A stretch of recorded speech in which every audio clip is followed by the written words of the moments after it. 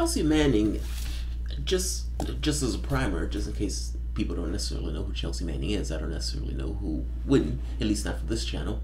But Chelsea Manning gained a certain degree of notoriety when she released information showing what the United States was doing. It was a trove of files, videos, etc., of what the United States was doing in Iraq and how counterproductive it was.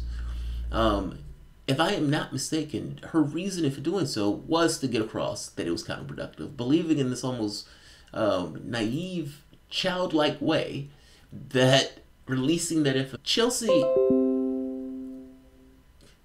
my signal is going in and out. I'm sorry. There we go.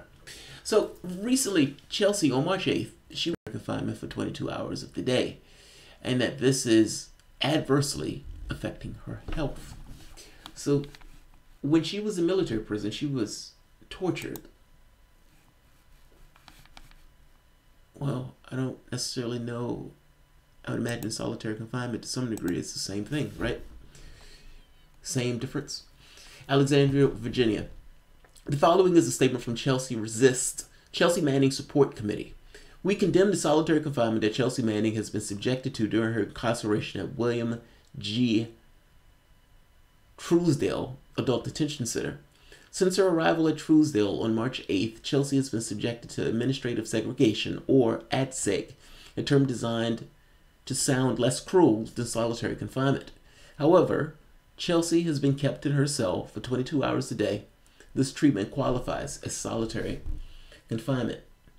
In administrative segregation, you will be housed in a cell for the maximum of 22 hours per day. You will receive breaks according to the established break schedule.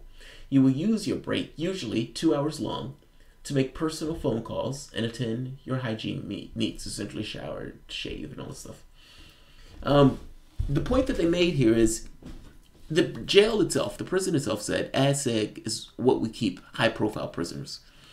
Meaning, it didn't matter who this was. If this person was a high-profile prisoner, that person will be kept in ADSEG. It's almost like just reflexive. Their point, however, is, yeah, but she's not a flight risk. Nobody's trying to attack her. I don't think they can know that as a flat fact, but this is the case that they make. And that even if you're going to keep her in ADSEG, you don't necessarily have to keep her 22 hours a day without human contact. At the very least, have some kind of interaction with her if your excuse is that you're trying to keep her safe. Apparently, they're going to keep her in this until she either tells them what they want to know, or until, I guess, the grand jury ends. Let's see, right here.